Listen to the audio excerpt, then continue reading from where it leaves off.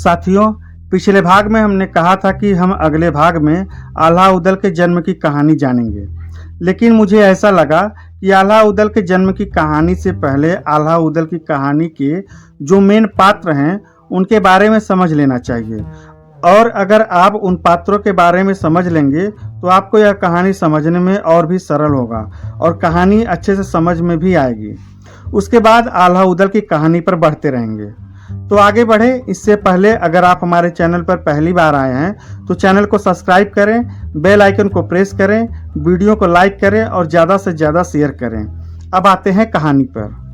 कवि जगनीक रचित परिमाल रासों में वर्णित आल्हा उदल की इस वीर गाथा को प्रत्यक्ष युद्ध वर्णन के रूप में लिखा गया है। 12वीं शताब्दी में हुए बावनगढ़ के युद्धों का इसमें प्रत्यक्ष वर्णन है। स्वयं कवि जगनीक ने इन वीरों को महाभारत काल के पांडवों कौरवों का पुनर्जन्म माना है। बुंदेलखंड, मध्य प्रदेश, उत्तर प्रदेश एवं राजस्थान में इनकी कथाएं गांव-गांव गाई जाती हैं। पश्चिमी उत्तर प्रदेश और राजस्थान के कुछ भागों में तो आल्हा को रामचरितमानस से भी अधिक लोकप्रियता प्राप्त है। गांवों में फाल्गुन के दिनों में होली पर ढोल नगाड़ों के साथ होली गाने की परंपरा तो है ही, साथ ही सावन में मोहल्ले मोहल्ले में आल्हा गाने वाले रंग जमाते रहते हैं। कवि जगनीक के अनुसार महाभारत का युद्ध समाप्त हुआ, पांडव विजयी हुए, कौरव हार गए, हार क्या गए बल्कि समाप्त ही हो गए। अर्जुन ने एक भी कौरव नहीं मारा, सभी 100 भाई भीम ने ही मारे थे।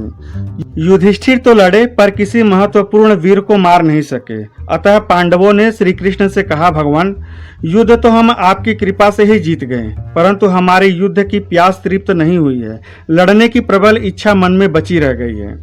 उस पर भगवान ने कहा, तुम्हारी यह इच्छा कलयुग में पुनः योद्धा जीवन देकर मैं पूर्ण कर दूंगा। भगवान श्री कृष्ण अपने भक्तों के मन में उपजे अहंकार को कभी भी नहीं रहने देते।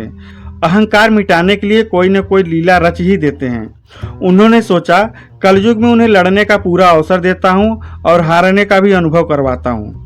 भगवान श्री कृष्ण की कृपा से कलयुग में इन पांडवों ने जन्म लिया। पिछले जन्म की युद्ध की प्यास को तृप्त करने के लिए प्रभु ने युद्ध का बार बार अवसर दिया। युधिष्ठिर जी आल्हा बने, भीम ने उदल का जन्म लिया, अर्जुन ब्रह्मानंद बने, नकुल लाखन तथा सहदेव वीर मलखान कहलाए। कौरव राज दुर्योधन दिल्ली के राजा पृथ्वीराज चौहान कहलाए। दुशासन का नाम धांधु हुआ, राजा कर्ण ताहर कहलाए। द्रोणाचार्य इस जन्म में चौड़ा ब्राह्मण बने। इस प्रकार एक बार पुनः उन्हें युद्ध की प्यास बुझाने का अवसर दिया गया। सबने वीरता दिखाई, परंतु सब नष्ट हो गए। फिर भी विधिवत हम जानेंगे कि उनकी कहानी कब और कैसे आगे बढ़ी। पहले हम जान लेते हैं चंदेल वंश में परिमाल का जन्म। चंदेली नगर में चंद्रवंशी राजा चंद्रब्रह्म राज्य किया करते थे। वे बड़े धर्मात्मा थे। स्वयं चंद्र देवता ने उन्हें पारस मणि प्रदान की थी। पारस मणि लोहे को सोना बनाने में सक्षम होती है। राजा चंद्रब्रह्म पारस मणि से सोना बनाकर प्रजा का कल्याण करते थे। उन्होंने अनेक यज्ञ करके प्रजा का प्रेम और यश प्राप्त किया। बहुत से राजाओं को जीतकर अपने राज्य का विस्तार भी किया। तोमर वंशीय क्षत्रिय चिंतामणि उनके मंत्री थे।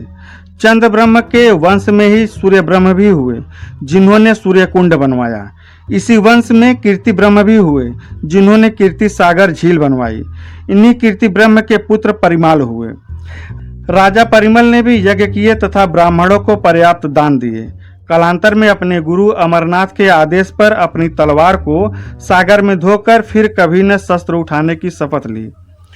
कुछ विरोधी राजा सिर उठाने लगे, तब राजा के 2 सेनापति ही युद्ध का संचालन कुशलता पूर्वक किया करते थे। राजा परिमाल के विवाह की भी एक अलग कहानी है। महोबे में माल्यवंत नामक राजा का राज था। उन्हीं का एक नाम वासुदेव भी था। उनके 2 पुत्र थे, माहिल और भूपति। एक अत्यंत रूपवती कन्या भी थी जिसका नाम था मलहना। महोबे पर युवा परिमाल ने आक्रमण किया, अपने पराक्रम से विजय प्राप्त की। राजा माल्यवंत ने अपनी पुत्री मलहना का विवाह राजा परिमाल से कर दिया तथा अपना राज्य वापस ले लिया। मलहना चंदेली की रानी बन गई। सुंदरी मलहना को राजा परिमाल बहुत प्रेम किया करते थे। उनकी हर बात मानी जाती थी। मलहना को चंदेरी का महल रुचिकर नहीं लगा। उसने इच्छा व्यक्त की कि वह अपने महोबा के महल में ही रहना चाहती है।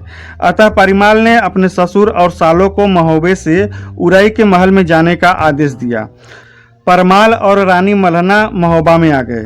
मल्हना के भाई माहिल को यह व्यवहार भीतर तक घायल कर गया। रिश्तेदार और ऊपर से मृदभाषी दिखाई देने वाला माहिल भीतर से परिमाल के प्रसिद्धि से जलने लगा। माहिल ने अपने अनुज भूपति को जगनेरी का किला दे दिया और माहिल स्वयं उरई में राज करने लगा।